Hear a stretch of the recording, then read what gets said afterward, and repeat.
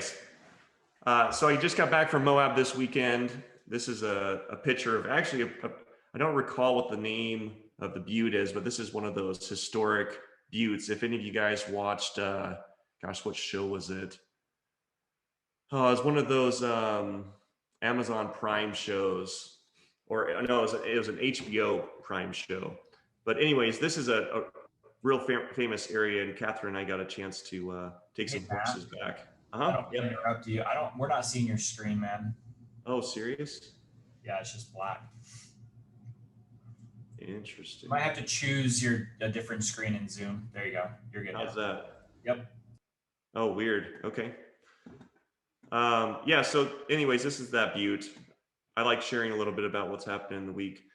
This week, here's what's happening, guys. This is what I've been hearing a lot of feedback on, is this idea of limited possibilities. This idea that you guys aren't getting what you want out of your interactions with clients. You're not getting what you want out of your life. You're not getting what you want in like your relationships, the things that are happening. And so I want to bring something to the surface, a training that I've done a while ago, but it's around the word no. And we're gonna really take a deep dive on this. And when I got this training, when I got this distinction, it made a huge difference for me. So to set you up in your listening, I want you to look for like the behaviors and the beliefs that you currently hold around this word no, and for an upgrade, like an application upgrade that would radically improve your business, maybe, or some relationship stuff, or just your life in general. So as we examine this, I want to look at the word no. No is likely one of the first words we learned and one of the first that we started to gain a belief around.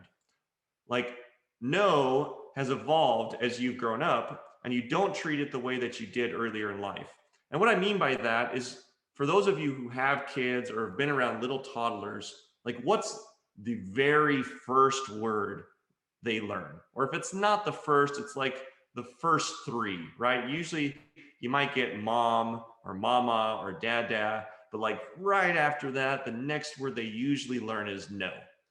And since that time of, call it a conception, we slowly start to learn this language thing. And one of the first words that we get a hold of is this word no. And the older we get, the more meaning this word has, the more stickiness there is around it. And so how children hear no is radically different than us adults, right?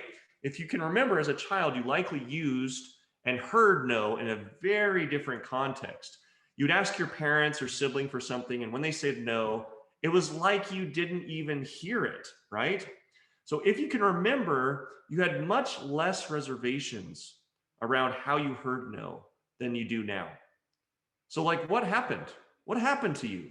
Why, as we grow up, does this change? So I just want you to like soak that in. It's like, that is interesting. Like, what's the difference between the child and me at this moment? And just look at all the beliefs that you have around it also. Is it that you think like that's annoying? Is it that you think it's not okay? Is there some behavior issue that you've labeled around this thing? But just examine the whole thing and just see it for what it is. See it for how you see it. So to be like a child might be the solution here.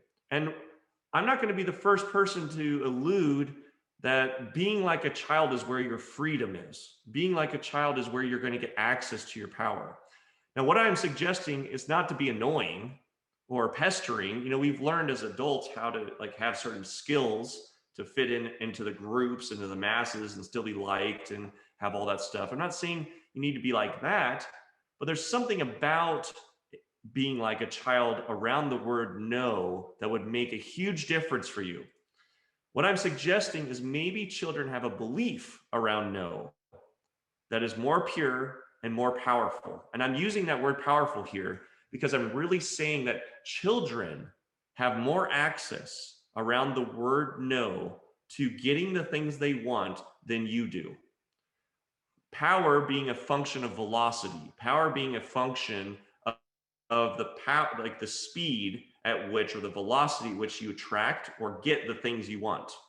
And I'm saying kids are better at that than you are. I'm suggesting to unlearn all the things you have made concrete around the word no, at least for the next 20 minutes. To do this, we will explore what no has become for you over time.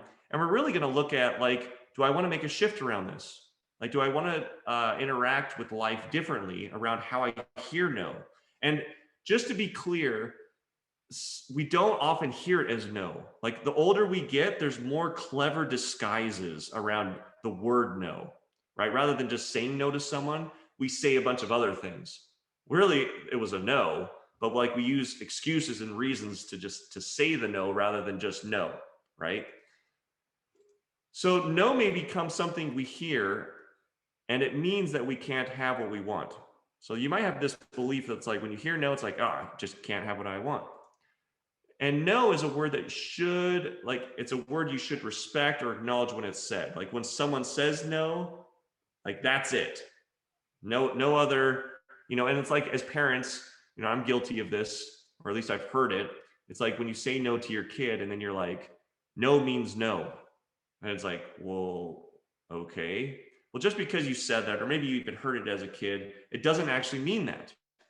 And that's what I'm trying to undo here. Just because you were taught a certain thing about no, or you interact with no a certain way, it doesn't mean that's the way it is.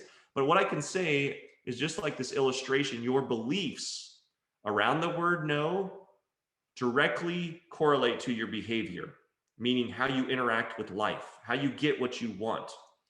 So maybe you have this idea or this belief that it's rude to ask twice. Like, that it's not even about the word no, it's just that they gave you a reason or they gave you an excuse, and you have this belief that you don't ask twice. So what's the behavior? The behavior is you don't ask twice. You don't ask for it again. It's rude to ask questions. You might have this thing that when you hear no, that you're not allowed to ask why, or you're not allowed to dive in and see if there's something really there, that maybe what they're saying isn't actually a no. So what if you could go back? What if we had the time machine from Back to the Future, or we had this magic ball that, like, could allow us to go back in time? What if you could go back in time and not have the limited beliefs you carry around the word no? Like, what if you could just rid yourself of that? What if you could go back in time and, like, when you heard no, you really didn't hear it, you interacted with it different, you were more like a kid around it? Like, how would your life look different? How would things occur differently? What would you have? What front porch would you be walking out of? What if you could change your beliefs around this and begin thinking like a child again? What, like, could that look like? And I'm just trying to bring this up for you guys to, like, play with it. So we've got to change this belief, because this belief is a limiting belief. We have lots of beliefs, and beliefs aren't wrong, and you're not going to live life without them.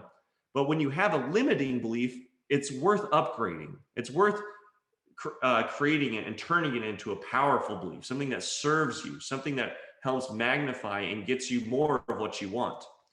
So changing your limiting beliefs takes new structures. It takes something new that you're going to do, some new behavior or pattern or habit. And in order to have a new structure or a new habit, you're going to have to go through an integrity intervention.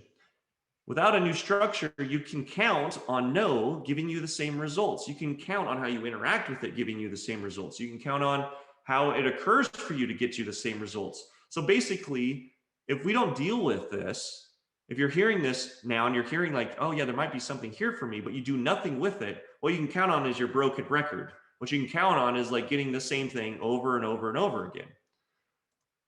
So let's bring it back. Let's have this integrity intervention. And what I'm going to do is I'm just going to walk you through the steps of the integrity intervention around the word no. And let's start with just not being apologetic. Like, there's just no reason to apologize to me or to yourself for, like, using the word no or hearing the word no a certain way. It makes no sense to even do that. You don't need to say sorry to anyone. You don't need to apologize to me or someone else. Just let's move to the next step. And the next step is the broken agreement. And there is an agreement that has been broken. And the word no has radically got in the way of your agreements. Meaning you have an agreement inside of your business to have it be successful. You have an agreement with your relationships to be someone for someone, or to help someone with something, or maybe in your responsibilities at work, or in your responsibilities or your level of integrity with your health. Like there's some, level of integrity, some broken agreement, some promise that was made, and the word no, or the excuses and reasons that also equate to no, have gotten in the way of the result. Meaning your health isn't where it should be, your wealth isn't where it should be, your spirituality isn't as elevated as it should be, or like how you're dealing with your relationships, whether they're romantic or in friends. Like you're just not getting exactly what you want. And it's likely that there's some belief around the word no that's there. So what's the impact of this? Well, in your business, it's really easy. And we're going to get to that. When it comes to money, how you hear no and how you interact with no, there's massive impact. And the impact is you don't have the amount of money that you should, and you're not helping other people have the amount of money that they should either. So you get to decide, like, do I want to recommit to this or not? Is this a yes for me, right? And the conversation around no, is it a yes that I change how I interact with no? And then you want to create something new. What's a new structure when you hear no, or you hear those excuses and reasons that equate to no, that you actually interact with it differently? Or when you say no, maybe there's something there also that like you get to look at, like maybe you don't say no the first time anymore. Or when you say no, you take a step back and you go, oh, I'm going to actually look at, like, did I mean to say no? Or is that just that automatic survival lizard brain thing going on? But whatever it is, if you don't create something new, you can expect the same results you've been getting. So to help with the beliefs around this, and you're going to have to create, and you get to create a new belief around the word no. But in reality, no is actually meaningless. It actually has no meaning. All the meaning has been created by you. And the way you've been given the meaning is by the people in your life, the context that you've like put yourself in, the environment that you grew up in, and so forth. And so no is just a word. And this is why children interact with it differently, is they don't have that many beliefs around it yet. They don't have all this meaning around it yet. And like a child, it means nothing. You just wanted what you wanted, right? You just wanted what you wanted, and you kept at it until you knew there was no way to have it.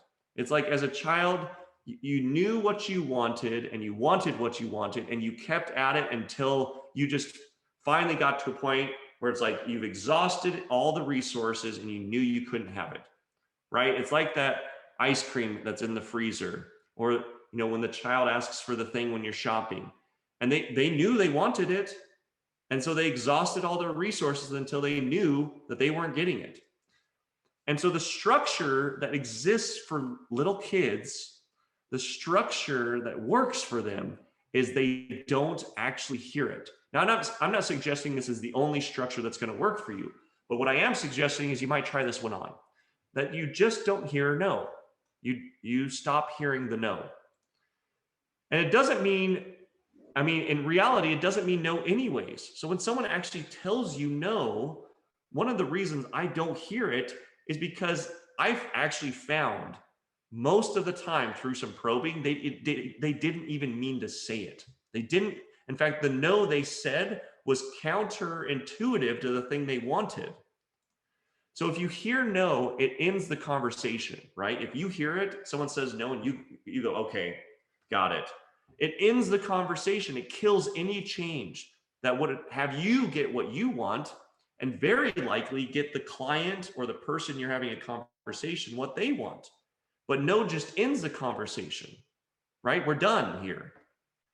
And it ends all possibilities. Not hearing no will have you see new possibilities and options that didn't exist. So the structure is not hearing the no. Don't hear the no. When you hear no, it's like look for possibilities, look for options. Okay? Not hearing no will have you get what you want more often. So I'm not saying that eventually, or in some cases, you get to stop trying to like push this thing, or like maybe get what you're wanting out of a client, or exhaust. It doesn't mean you shouldn't exhaust your resources, and when you do, stop. Right? There is a point of like, what's my time worth, and working with clients that are yeses or easier nos to convert to yeses, right? But it's about really getting what you want. It's about having what you want show up more often because you don't hear it. That's really what the structure is about. So I found with clients, especially, that if you can move past the no, like if you just don't hear it, a structure that really works is you start to agree with them.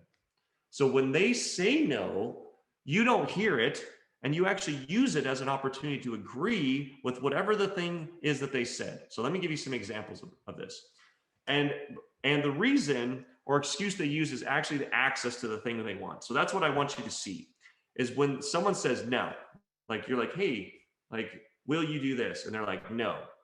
I want you to see that there's usually a reason inside their reason excuse that actually is the access to the thing they want and the access to the thing that you want. Like you get to piece this puzzle together. Okay, so here's how this works.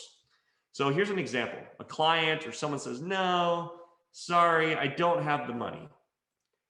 And you would just agree with it. The structure you would have in place to not hear the no is you would agree with them like this. You would say something like, exactly, you don't have the money. Exactly. That's why we're talking. That's why we're taking this radical change in your financial situation. Is this something you still want? Is changing your financial future something you still want? Is like changing how much money you have in your bank account something you still want? And so you just don't even hear their no, because their no is insane. Their no is coming from a place of, I feel like what you're asking me to do is die. That's why they're saying no, is because that part of their brain, the lizard part of their brain, instinctually says no because it helps them stay safe. And safe from what? There's no bears, there's no tigers jumping out to take our life.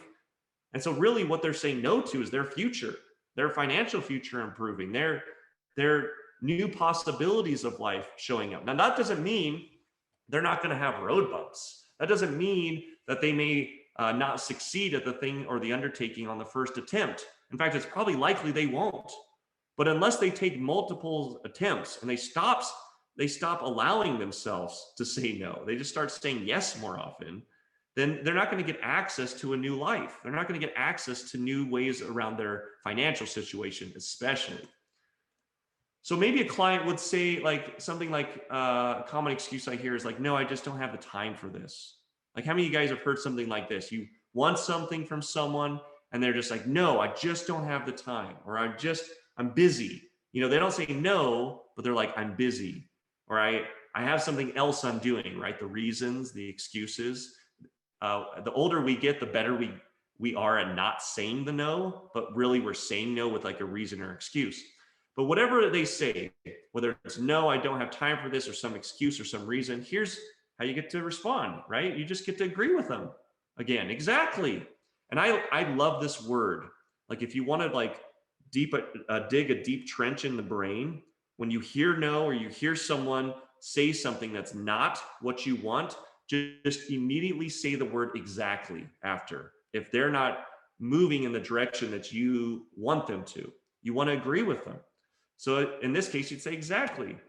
That's why you saw this as an opportunity, isn't it? You wanted to spend less time making money. You wanted to change how much time you're exchanging for money. You're wanting to get out of your job. You're wanting to have more free time. I thought that's why you were here. Why are you saying no? Why are you giving me this reason or excuse? You might also find the client saying something around like the word hard. And I don't understand the word hard. That's a weird word. It's like hard like a rock, like this desk. You know, it's like hard like what? What does that even mean? But what they're really saying is, I want to be lazy. What they're really saying, again, that part of the brain, the lizard part of the brain, is saying, what you're asking me to do is death when there's no actual tigers or bears coming after us, right? What we're really asking them to do is change. And does change come with like some growing pains? Does change come with often some like struggles? Yes, it does. And so really when they're saying no, or they're giving you some excuse or reason, you just want to agree with them. And here's how we do it. Exactly. It can seem that way. And I know that you'll get it. But when you believe things will be hard, how does that get in the way of what you really want? Or you might say something like this: when like when you act like things are hard, or like you think things are difficult to step into, or you're scared or you're fearful, like what type of future are you setting yourself up with? One with more possibilities, or one with less possibilities? A future that's going to be less hard, or a future that's going to be more hard? And you can really see that the brain is just insane. They're saying no. And what they're really saying is, I want to keep my life more difficult. I want to keep my life more hard in this case. And it's like, no, you don't. Like, exactly, exactly. Can you see how what you're saying no to is the problem? Like, this is the trap that you're stuck in. And if you can just, the key words I use, the key things that I've put in my brain to trigger this reaction is: one, I don't hear the no. And two, when I hear the excuse or the reason, I agree with the client. And my word is exactly. So find out whatever that is for you guys, and you'll just find that you're able to really to clean these issues up. You're able to resolve these concerns much more quickly than if you're trying to like tell stories and analogies and do all that thing. So just remember, guys, when you hear no, it's tied to some reason or excuse that you are playing small. And I'm saying you get to take full responsibility for this. So I want you to hear this again. When you hear no, it is tied to some reason or excuse that you are playing small, not them, you. Because guess who hears the no? When the child keeps asking over and over again, who's responsible for hearing the no? Clearly, the child just doesn't hear it. So who's responsible for not hearing it? The child. So when you hear no, it's not their fault. When a client tells you no, it's not their fault. It's your fault. You're 100% responsible because you actually hear it. And then you give up and you quit and you drop out. You don't have a structure with how to deal with it. You don't have a structure around how to interact with it that would actually get you more of what you want. And so it's you that's playing small. It's you that's not seeing how big you could be. You see that? And so when you hear no, it is tied to some reason or excuse that you're seeing them as small also. So I want you to hear that also. So you're being small, and you see the other person as small also. When someone says, oh, I just don't have the money, and you go, you're right, you don't. You see that person as small. I mean, it's really sad, because it's like you don't see them as this huge person that can go out into the world and make a difference. Maybe you don't see humanity that way. Maybe that's the structure or the thing you get to work on in your belief, is you just think people are small in general. Like they're not powerful individuals that can create. And where would you get that belief? Maybe you haven't experienced yourself that way. Maybe you haven't experienced yourself and how powerful you really are. So it's hard for you to see that other people could be that way also. Either way, it's all you. It is 100% you. And this is the reason why you can have a client and you can hand it to someone else and they will have a totally different experience and result. This is why. Has nothing to do with the client, has everything to do with you. And what I would say again is it's likely that you are playing small or you're seeing them as small, because when they give you their reason or excuse, or they say no, you just let them slide. You don't see them as someone that can create possibilities. You don't see them as someone that can play big and solve problems. But when you start relating to people like you know they're big and maybe how they're acting is small, you'll be able to empower them and help them get what they want. And ultimately, at the end of the day, it's probably a win-win, because why would you be helping them get something they want if it's not helping you get something you want? You see that? So in the same example, when you hear no, you are taking the easy way out and seeing yourself as small. There's just no other way to wrap this up, guys. So in every conversation, in every occurrence, there's always a way you could get the response and reaction you want. I believe in infinite possibilities in a world of infinite dimensions, right? Where Like in this very instant, I could say or do something different and it would radically change the course of my life and the direction of my life. Now, in every interaction with a client, with every interaction with like your business or something that's happening, there is always a way to get exactly the response or reaction you want. But what happened? Who was responsible for that little dial turn of that little thing that you could have done different to get that result? You are. And so, guys, at the end of the day, you're the ones responsible for how you hear no. So stop hearing no. Stop it. Just knock it off and start creating possibilities. Create some trigger in the brain, some practice, some new structure that's going to have you start creating new possibilities when you hear no, or when you think you even heard no, or you heard a reason, an excuse which equated to no. All right, guys. Thanks so much. Have a great weekend. By the way,